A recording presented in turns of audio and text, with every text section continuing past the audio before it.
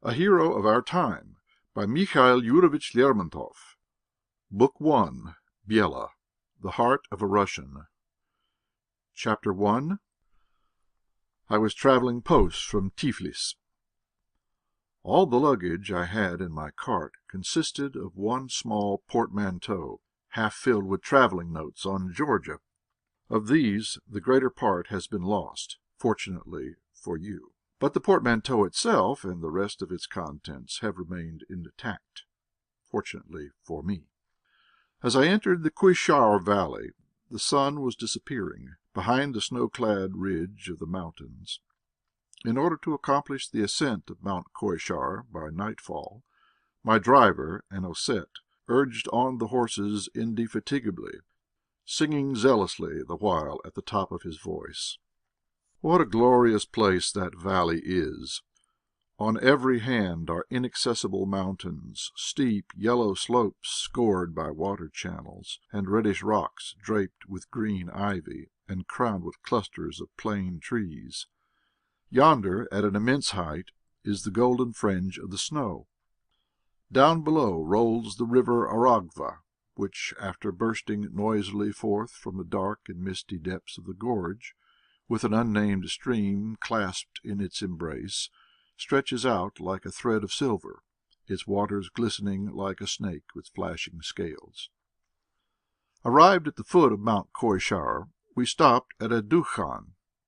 About a score of Georgians and mountaineers were gathered there in a noisy crowd, and close by a caravan of camels had halted for the night.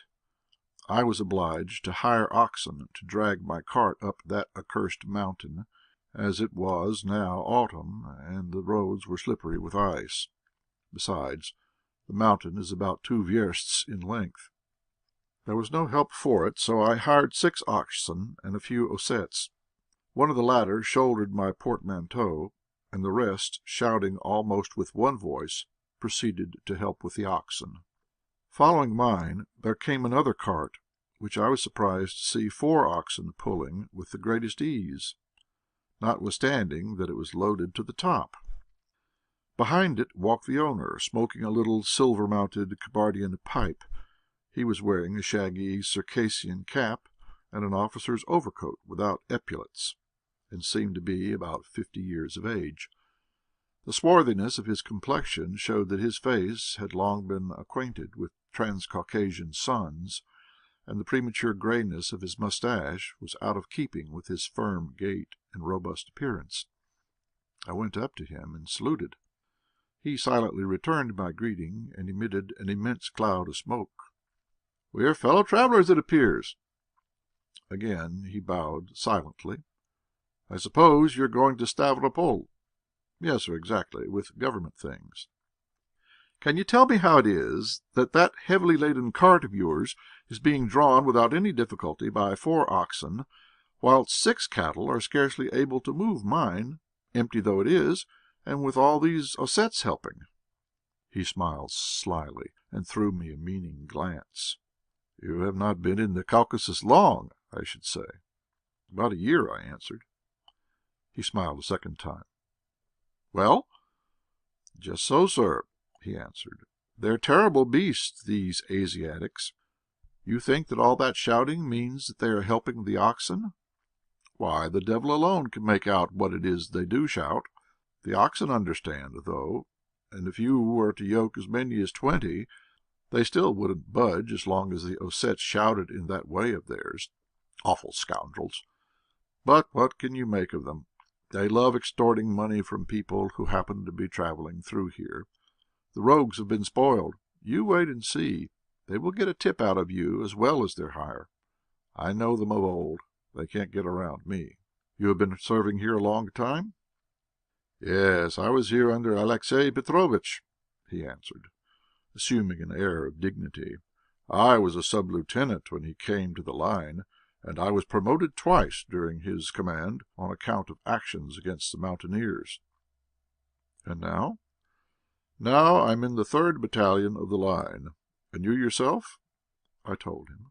With this the conversation ended, and we continued to walk in silence side by side. On the summit of the mountain we found snow.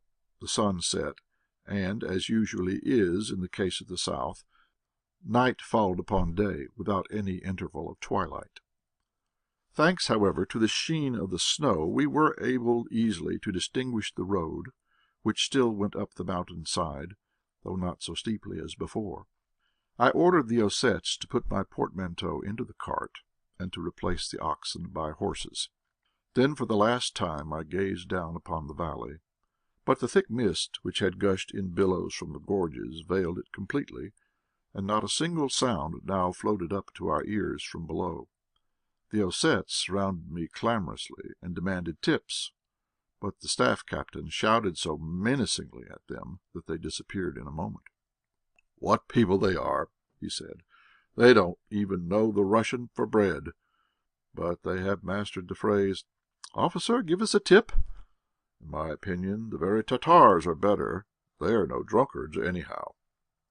We were now within a verst or so of the station. Around us all was still, so still, indeed, that it was possible to follow the flight of a gnat by the buzzing of its wings. On our left loomed the gorge, deep and black. Behind it and in front of us rose the dark summits of the mountains, all trenched with furrows and covered with layers of snow, and standing out against the pale horizon, which still retained the last reflection of the evening glow. The stars twinkled out in the sky, and in some strange way it seemed to me that they were much higher than in our own north country. On both sides of the road bare black rocks jutted out. Here and there shrubs peeped forth from under the snow, but not a single withered leaf stirred, and amid that deep sleep of nature it was cheering to hear the snorting of the three-tiered post-horses and the irregular tinkling of the Russian bell. "We will have glorious weather to-morrow," I said. The staff captain answered not a word, but pointed with his finger to a lofty mountain which rose directly opposite us. "What is that?" I asked. "Mount Gut." "Well, what then?" "Don't you see how it is smoking?" True enough, smoke was rising from Mount Gut. Over its sides gentle cloud currents were creeping, and on the summit rested one cloud of such dense blackness that it appeared like a blot upon the dark sky. By this time we were able to make out the post station and the roofs of the huts surrounding it. The welcoming lights were twinkling before us, when suddenly a damp and chilly wind arose, the gorge rumbled, and a drizzling rain fell. I had scarcely time to throw my felt cloak around me when down came the snow. I looked at the staff captain with profound respect. "We shall have to pass the night here," he said, vexation in his tone. "There's no crossing the mountains in such a blizzard. I say, have there been any avalanches on Mount Krestov?" he inquired of the driver. "No, sir," the Osset answered, "but there are a great many threatening to fall, a great many." Owing to the lack of a traveller's room in the station, we were assigned a night's lodging in a smoky hut. I invited my fellow traveller to drink a tumbler of tea with me, as I had brought my cast-iron teapot, my only solace during my travels in the Caucasus. One side of the hut was stuck against the cliff, and 3 wet and slippery steps led up to the door. I groped my way in and stumbled up against a cow. With these people the cow-house supplies the place of a servant's room. I did not know which way to turn. Sheep were bleating on the one hand, and a dog growling on the other. Fortunately, however, I perceived on one side a faint glimmer of light, and by its aid I was able to find another opening by way of a door, and here a by no means uninteresting picture was revealed. The wide hut, the roof of which rested on 2 smoke-grimed pillars, was full of people. In the centre of the floor a small fire was crackling, and the smoke, driven back by the wind from an opening in the roof, was spreading around in so thick a shroud that for a long time I was unable to see about me. Seated by the fire were 2 old women, a number of children, and a lank Georgian, all of them in tatters. There was no help for it. We took refuge by the fire and lighted our pipes, and soon the teapot was singing invitingly. "Wretched people these," I said to the staff captain, indicating our dirty hosts, who were silently gazing at us in a kind of torpor. "And utterly stupid people, too," he replied. "Would you believe it? They are absolutely ignorant and incapable of the slightest civilization. Why, even our Kabardians and Chechens, robbers and ragamuffins though they be, are regular daredevils for all that, whereas these others have no liking for arms, and you'll never see a decent dagger on one of them. Ossets all over." "You have been a long time in the Chechens' country?" "Yes. I was quartered there for about 10 years, along with my company, in a fortress near Kamenyi Brod. Do you know the place?" "I have heard the name." "I can tell you, my boy, we had quite enough of those daredevil Chechens. At the present time, thank goodness, things are quieter, but in the old days you had only to put 100 paces between you and the rampart, and wherever you went you would be sure to find a shaggy devil lurking in wait for you. You had just to let your thoughts wander, and at any moment a lasso would be round your neck or a bullet through the back of your head. Brave fellows, though." "You used to have Midian Adventure, I dare say," I said, spurred by curiosity. "Of course, many a one." Hereupon he began to tug at his left moustache, let his head sink on to his breast, and became lost in thought. I had a very great mind to extract some little anecdote out of him, a desire natural to all who travel and make notes. Meanwhile tea was ready. I took 2 travelling tumblers out of my portmanteau, and filling one of them, set it before the staff captain. He sipped his tea, and said, as if speaking to himself, "Yes, many a one." This exclamation gave me great hopes. Your old Caucasian officer loves, I know, to talk and yarn a bit. He so rarely succeeds in getting a chance to do it. It may be his fate to be quartered 5 years or so within his company in some out-of-the-way place, and during the whole of that time he will not hear a good morning from a soul, because the sergeant says good health. And indeed he would have good cause to wax loquacious, with a wild and interesting people all around him, danger to be faced every day, and many a marvellous incident happening. It is in circumstances like this that we involuntarily complain that so few of our countrymen take notes. "Would you care to put some rum in your tea?" I said to my companion. "I have some white rum with me from Tiflis, and the weather is cold now." "No, thank you, sir, I don't drink." "Really?" "Just so. I have sworn off drinking. Once, when I was a sub-lieutenant, some of us had dropped too much. That very night there was an alarm, and out we went to the front, half seas over.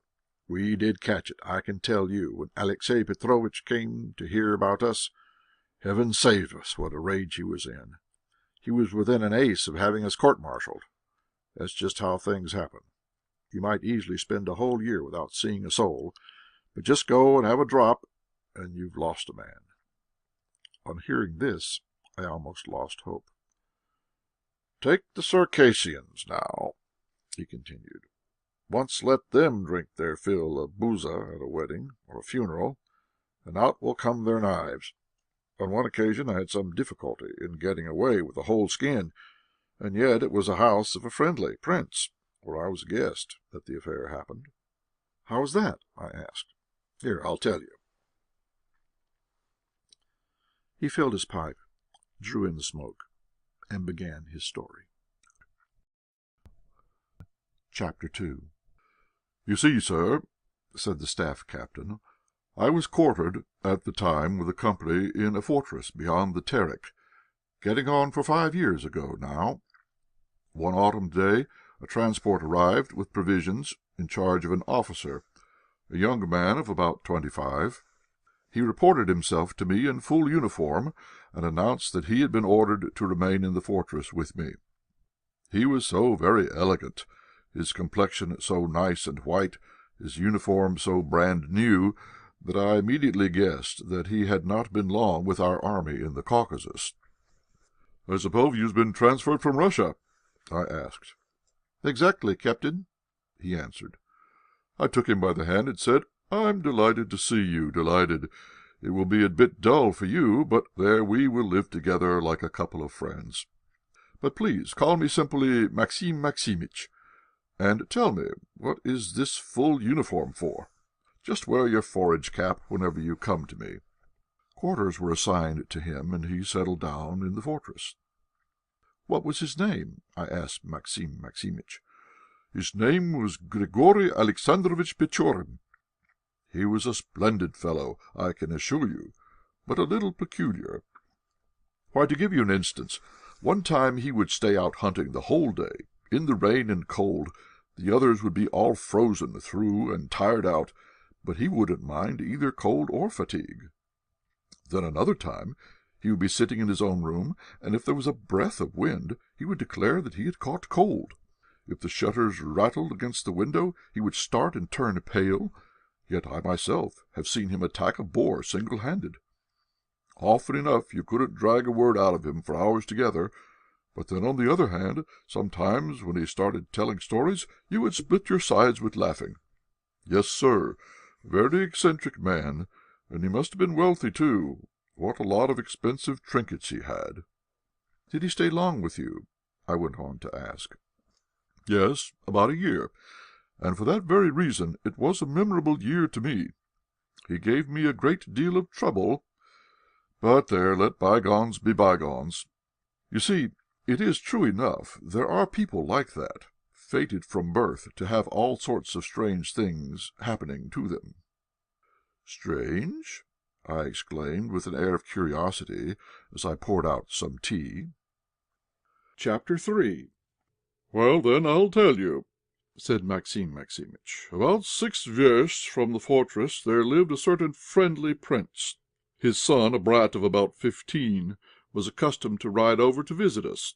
Not a day passed but he would come, now for one thing and now for another, and indeed Grigory Alexandrovitch and I spoiled him.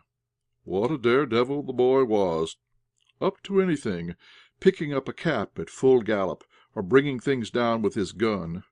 He had one bad quality: he was terribly greedy for money. Once, for the fun of the thing, Grigory Alexandrovitch promised to give him a ducat if he would steal the best he-goat from his father's herd for him. And what do you think? The very next night he came lugging it in by the horns.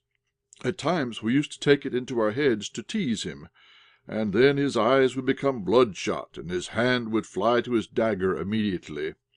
'You'll be losing your life if you're not careful, Azamat,' I would say to him. 'That hot head of yours will get you into trouble.'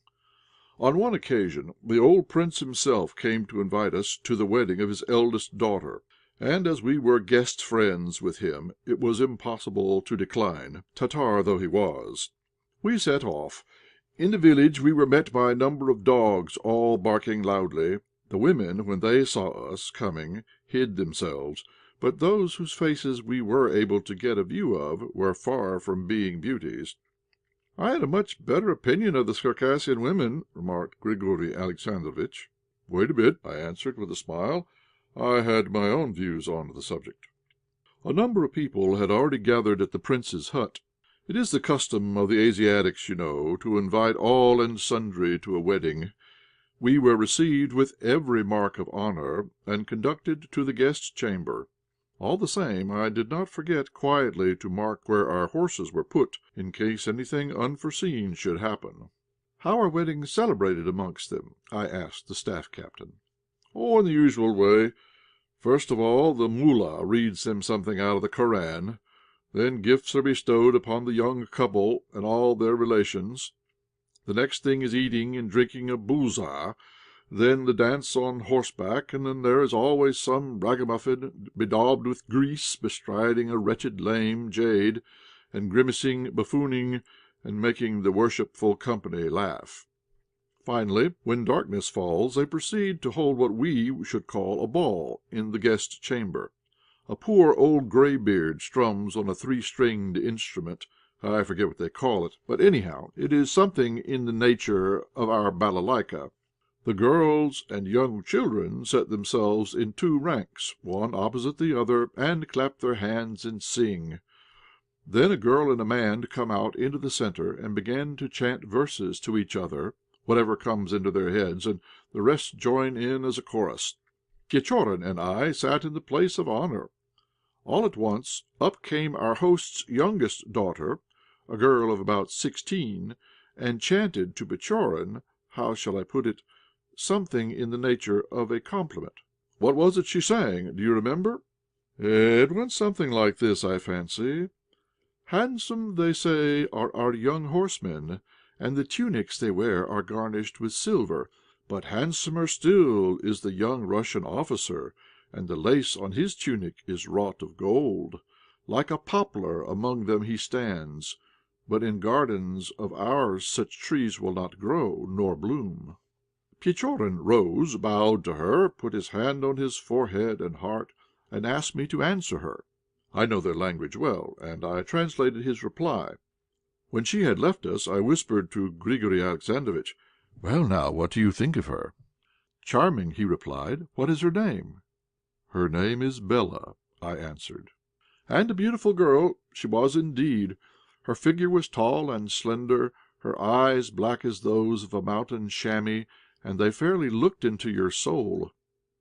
Pechorin, deep in thought, kept his gaze fixed upon her, and she, for her part, stole glances at him often enough from under her lashes.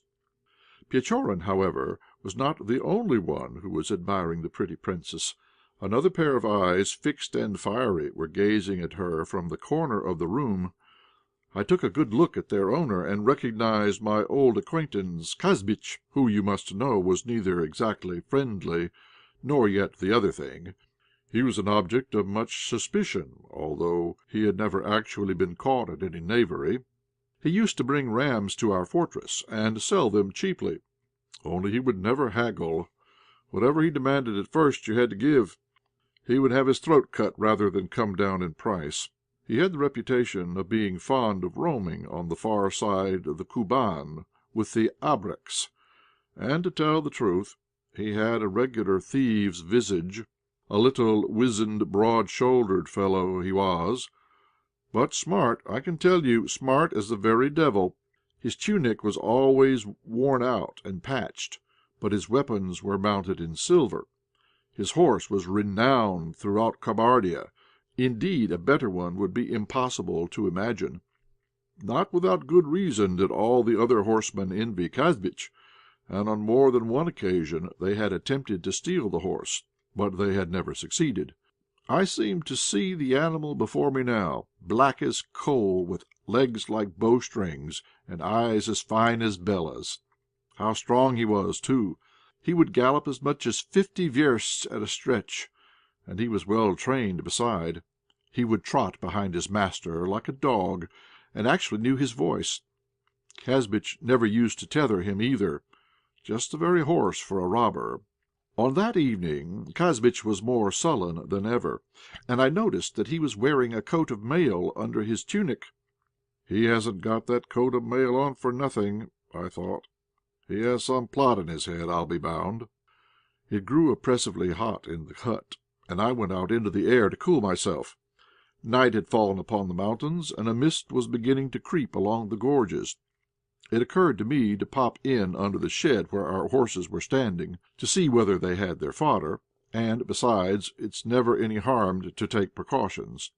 My horse was a splendid one, too, and more than one Kabardian had already cast fond glances at it, repeating at the same time, "Yashki tchitchok yashti."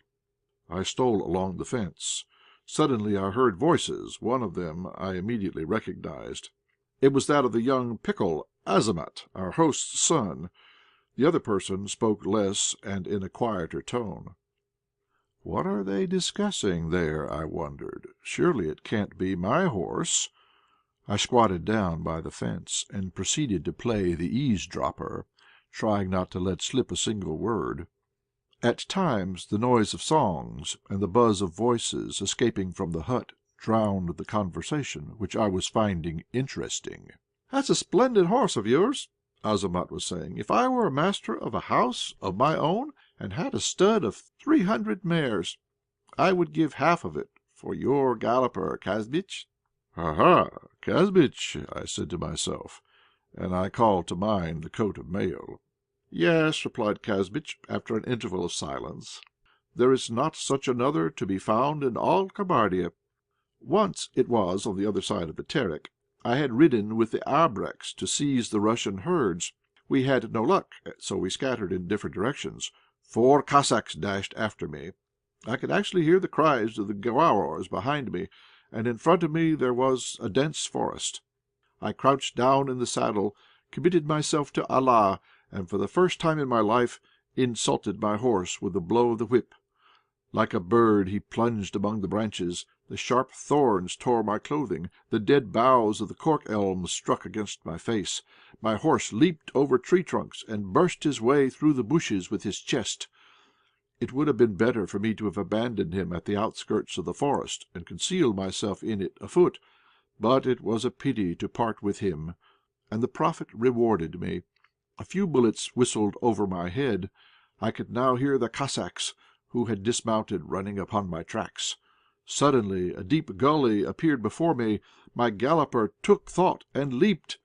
His hind hoofs slipped back off the opposite bank, and he remained hanging by his forefeet.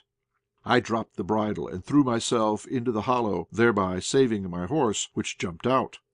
The Cossacks saw the whole scene, only not one of them got down to search for me, thinking probably that I had mortally injured myself, and I heard them rushing to catch my horse. My heart bled within me. I crept along the hollow, through the thick grass. Then I looked around, and it was the end of the forest. A few Cossacks were riding out from it on to the clearing, and there was my Carriages galloping straight towards them. With a shout they all dashed forward. For a long, long time they pursued him, and one of them in particular was once or twice almost successful in throwing a lasso over his neck. I trembled, dropped my eyes, and began to pray. After a few moments I looked up again, and there was my Carriages flying along, his tail waving free as the wind, and the Gauurs on their jaded horses were trailing along behind, one after another across the steppe. Wallah, it is true, really true. Till late at night I lay in the hollow. Suddenly, what do you think, Azamat? I heard in the darkness a horse trotting along the bank of the hollow, snorting, neighing, and beating the ground with his hoofs. I recognised my Carriages' voice. 'Twas he, my comrade. Since that time we have never been parted, and I could hear him patting his galloper's sleek neck with his hand, as he called him various fond names. "If I had a stud of 1,000 mares," said Azamat, "I would give it all for your Carriages." "Yok, I would not take it," said Kazbitch indifferently. "Listen, Kazbitch," said Azamat, trying to ingratiate himself with him. "You are a kind-hearted man, you are a brave horseman, but my father is afraid of the Russians, and will not allow me to go on the mountains. Give me your horse, and I will do anything you wish. I will steal my father's best rifle for you, or his sabre, just as you like, and his sabre is a genuine gourda. You have only to lay the edge against your hand, and it will cut you. A coat of mail like yours is nothing against it." Kazbitch remained silent. "The first time I saw your horse," continued Azamat, "when he was wheeling and leaping under you, his nostrils distended, and the flints flying in showers from under his hoofs, something I could not understand took place within my soul, and since that time I have been weary of everything. I have looked with disdain on my father's best gallopers. I have been ashamed to be seen on them, and yearning has taken possession of me. In my anguish I have spent whole days on the cliffs, and every minute my thoughts have kept turning to your black galloper, with his graceful gait and his sleek back, straight as an arrow. With his keen bright eyes he has looked into mine as if about to speak. I shall die, Kazbitch, if you will not sell him to me," said Azamat with a trembling voice. I could hear him burst out weeping, and I must tell you that Azamat was a very stubborn lad, and that not for anything could tears be wrung from him, even when he was a little younger. In answer to his tears I could hear something like a laugh. "Listen," said Azamat in a firm voice. "You see, I am making up my mind for anything. If you like, I will steal my sister for you." How she dances, how she sings, and the way she embroiders with gold! Marvellous! Not even a Turkish Padishah has a wife like her. Shall I? Wait for me to-morrow night, yonder in the gorge where the torrent flows. I will go by with her to the neighbouring village, and she is yours. Surely Bela is worth your galloper." Kazbitch remained silent for a long, long time. At length, instead of answering, he struck up with an undertone the ancient song: "Many a beauty among us dwells, from whose eyes' dark depths the starlight wells. 'Tis an envied lot, and sweet to hold their love, but brighter is freedom bold. For wives are yours if you pay the gold, but a mettlesome steed is a price untold. The whirlwind itself on the steppe is less fleet. He knows no treachery, no deceit." In vain Azamat entreated him to consent. He wept, coaxed, and swore to him. Finally Kazbitch interrupted him impatiently. "Begone, you crazy brat! How should you think to ride on my horse? In 3 steps you would be thrown and your neck broken on the stones." "I?" cried Azamat in a fury, and the blade of the child's dagger rang against the coat of mail. A powerful arm thrust him away, and he struck the wattle fence with such violence that it rocked. "Now we will see some fun," I thought to myself. I rushed into the stable, bridled our horses, and led them out into the back courtyard. In a couple of minutes there was a terrible uproar in the hut. What had happened was this. Azamat had rushed in with his tunic torn, saying that Kazbitch was going to murder him. All sprang out, seized their guns, and the fun began. Noise, shouts, shouts! By the end of this time Kazbitch was in the saddle, and wheeling among the crowd along the street, defending himself like a madman, brandishing his sabre. "It is a bad thing to interfere in other people's quarrels," I said to Grigori Alexandrovitch, taking him by the arm. "Wouldn't it be better for us to clear off without loss of time?" "Wait, though, and see how it will end." "Oh, as to that, it will be sure enough to end badly. It is always so with these Asiatics. Once let them get drunk on Booza, and there's certain to be bloodshed." We mounted and galloped home. Chapter 4. "Tell me, what became of Kazbitch?" I asked the staff captain impatiently. "Why, what can happen to that sort of a fellow?" he answered, finishing his tumbler of tea. "He slipped away, of course." "And wasn't he wounded?" I asked. "Goodness only knows. Those scoundrels take a lot of killing. In action, for instance, I've seen many a one, sir, stuck all over with bayonets like a sieve, and still brandishing his sabre." After an interval of silence the staff captain continued, tapping the ground with his foot. "One thing I'll never forgive myself for. On our arrival at the fortress the devil put it into my head to repeat to Grigori Alexandrovitch all that I had heard when I was eavesdropping behind the fence. He laughed, cunning fellow, and thought of a little plan of his own." "What was that? Tell me, please." "Well, there's no help for it now, I suppose. I've begun the story, so I must continue. In about 4 days' time Azamat rode over to the fortress. As his usual custom was, he went to see Grigori Alexandrovitch, who always used to give him sweetmeats to eat. I was present. The conversation was on the subject of horses, and Pechorin began to sound the praises of Kazbitch's Carriages. What a mettlesome horse it was, and how handsome! A perfect chamois. In fact, judging by his account, there simply wasn't another like it in the whole world. The young Tatar's beady eyes began to sparkle, but Pechorin didn't seem to notice the fact. I started to talk about something else, but immediately, mark you, Pechorin caused the conversation to strike off on Kazbitch's horse. Every time that Azamat came it was the same story. After about 3 weeks I began to observe that Azamat was growing pale and wasted, just as people in novels do from love, sir. What wonder, either? Well, you see, It was not until afterwards that I learned the whole trick. Grigory Alexandrovitch exasperated Azamat to such an extent with his teasing that the boy was ready even to drown himself. One day Pechorin suddenly broke out with, "I see, Azamat, that you have taken a desperate fancy to that horse of Kazbitch's, but you'll no more see him than you will the back of your neck. Come, tell me, what would you give if somebody made you a present of him?" "Anything he wanted," answered Azamat. "In that case I will get the horse for you, only on one condition. Swear that you will fulfil it."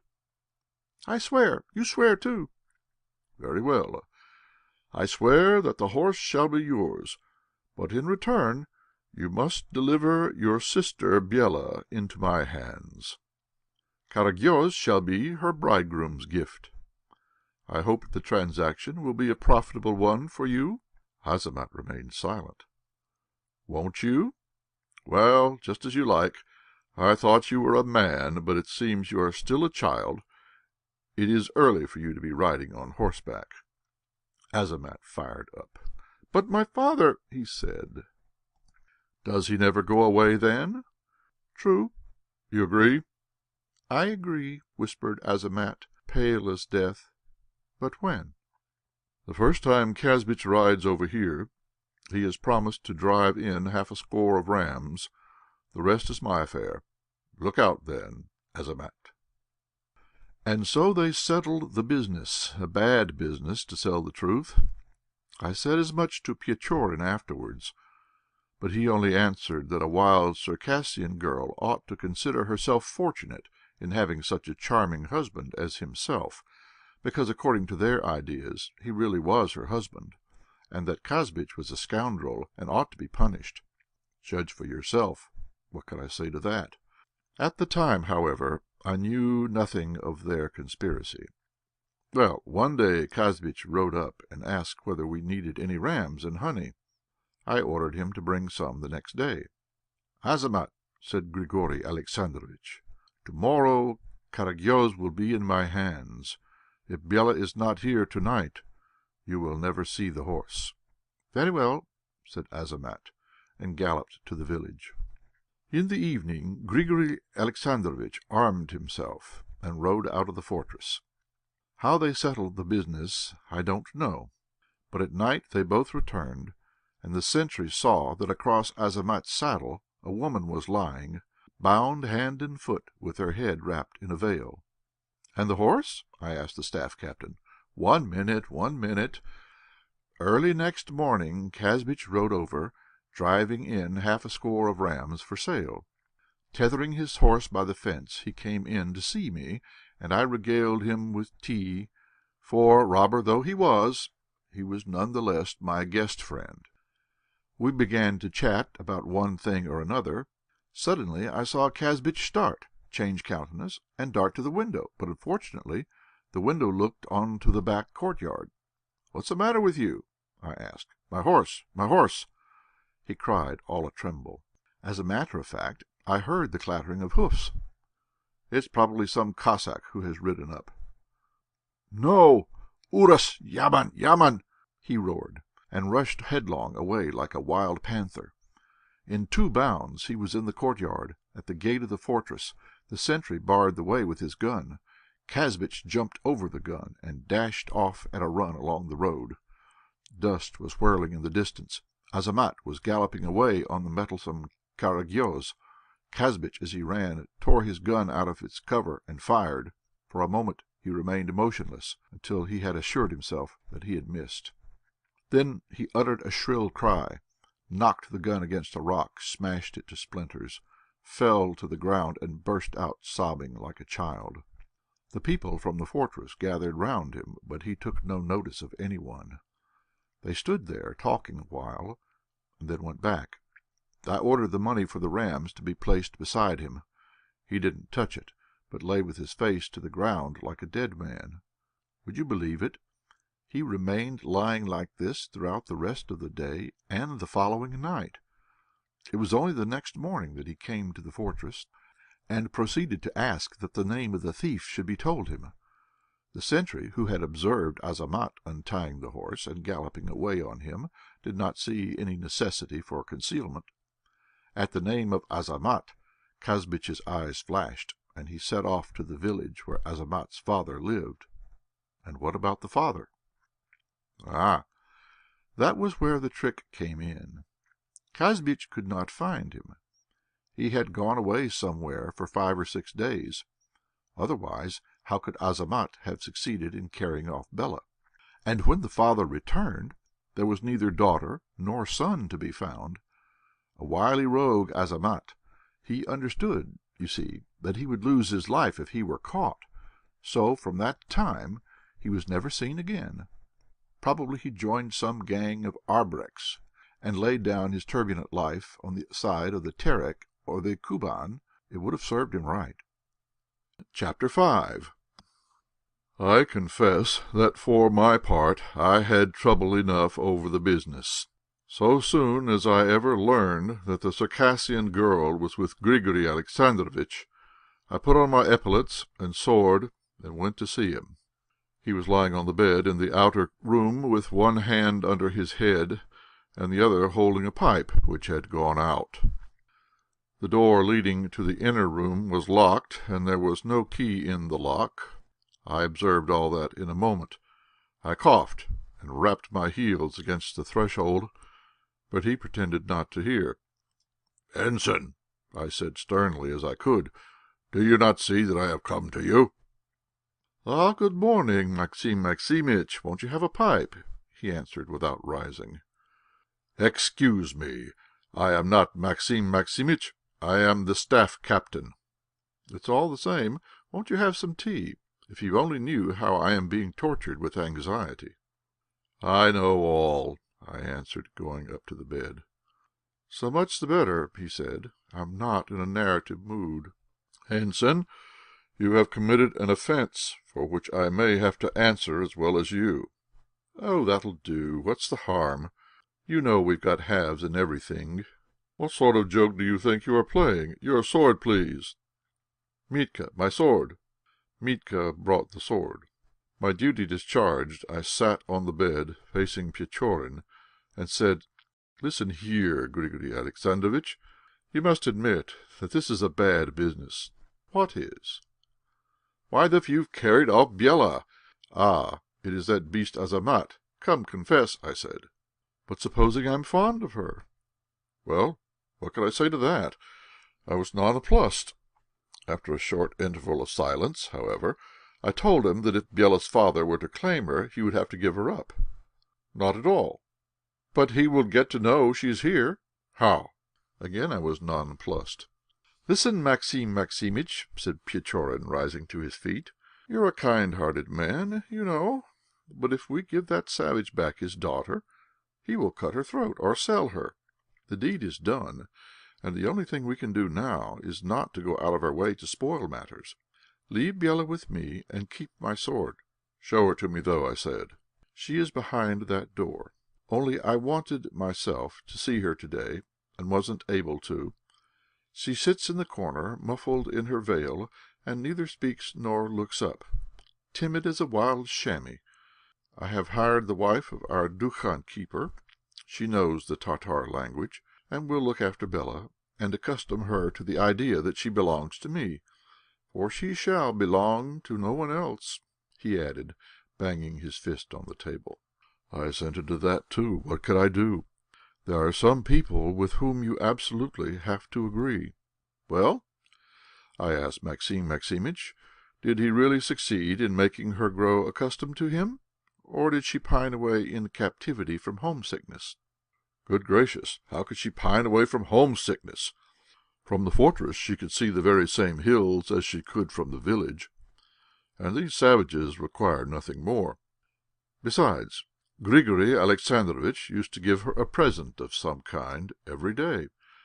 At first she didn't utter a word, but haughtily thrust away the gifts, which then fell the lot of the dukhan keeper's wife, and aroused her eloquence.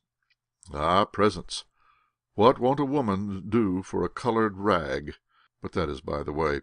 For a long time Grigory Alexandrovitch persevered with her, and meanwhile he studied the Tatar language, and she began to understand ours.